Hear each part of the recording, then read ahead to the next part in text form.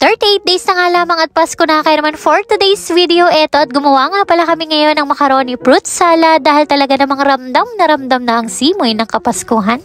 Isa sa mga dahilan kung bakit nakakapanabik palagi ang darating na Kapaskuhan dahil na nga sa mga handang pagkain na talaga namang kapag Kapaskuhan mo lang natitikman. Katulad na nga lamang nitong macaroni fruit salad, isa sa paborito naming handa na hindi pwedeng mawala tuwing Kapaskuhan. Naalala ko talaga ng mga bata pa kami, yung lola ko palagi ang merong pakanang panghanda para sa aming Noche Buena. At alam nyo, minsan ilang buwan pa bago sumapit ay nakapangutang na nga yun ang aming pangsalad. Kapag talaga bumabalik sa akin balintataw yung mga panahon ng unay, mas lalo ko napapahalagahan yung inay na talaga namang lahat ay ginagawa niya para lamang mapasaya kami.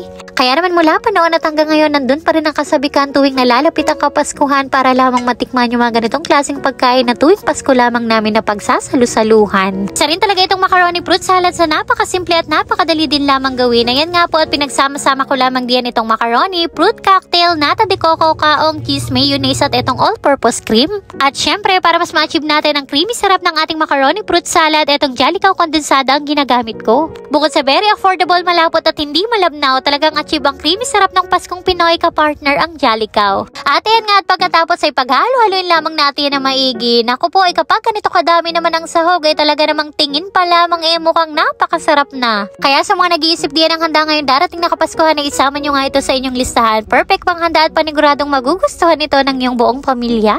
At ayan, at eto na nga po ang ating creamy macaroni fruit salad. At talaga namang dahil nakakatakam na nga ay amin ang titimusan. Isa rin to sa mga paborito at palaging nire-request ng asawa ko na lutuin namin. Ay sabi nga niya ay masarap daw, tamang-tama ang tamis at talaga namang perfect para ngayong darating na Kapaskuhan. At ayun nga, dahil 37 araw na nga lamang at Pasko na ay eto at gagawa nga pala kami ngayon ng DIY Christmas tree. Sa katunayan nga po, ito talaga yung kauna-unahan namin gumawa ng Christmas tree at nakita din lamang namin ari sa Facebook. Ako nga'y pwedeng gayahin at hindi kailangan gumastos pa ng malaki. Sa paggagawa nga ng ganito, kailangan lamang natin ng basket o kaya yung lagayan ng lamog. Tapos, 4 na siit nga ng kawayan.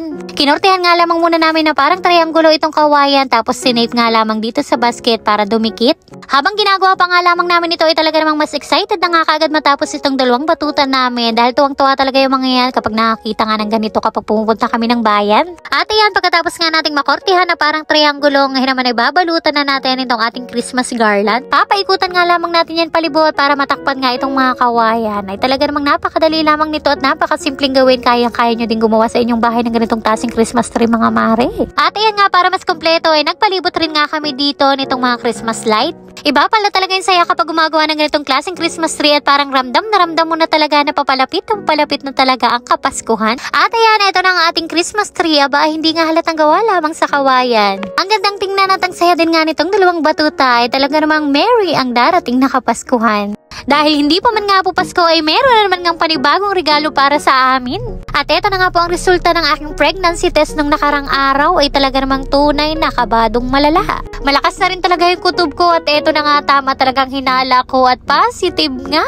Malinaw nga ang 2 pulang linya. Tinatlo pa nga namin yan para talagang makasigurado. Kaya naman para mas makumpirma nga namin, eto at bumisita na rin nga kami dito sa OBGYN. Habang papasok pa nga lamang ako diyan ay talaga namang nandun pa rin ang kaba. Talaga namang kakoy parang bumalik na naman nga ako sa paumpisan nito. Eto nga, at pagkapasok namin dito ay kinuhaan lamang ako diyan ng timbang, tapos tinignan din nga itong blood pressure ko. Simula nga nung nag-PT ako at sa mga oras na yan, hindi ko talaga maintindihan yung nararamdaman ko. Nandun yung takot, pangamba at saya. Nanginginig nga ako at nanlalamig habang papasok dito sa loob ng klinik ni Doktora. At ayan, pagkapasok ko nga dito ay pinahiga nga lamang ako para ma-ultrasound. At eto na nga, totoo na talaga ito, merong bata sa sinapupunan ko at laking gulat ko din talaga dahil mga 4 months na pala ito na wala akong kamalay-malay. Hindi ko talaga alam dahil wala talagang sintomas akong nararamdaman. Basta ang alam ko lang, buong October hindi ako dinatnan. At ayan, kitang-kita nyo naman at talaga namang buong-buo na siya. Nakakaiyak talaga dahil mag-4 na buwan na pala ito.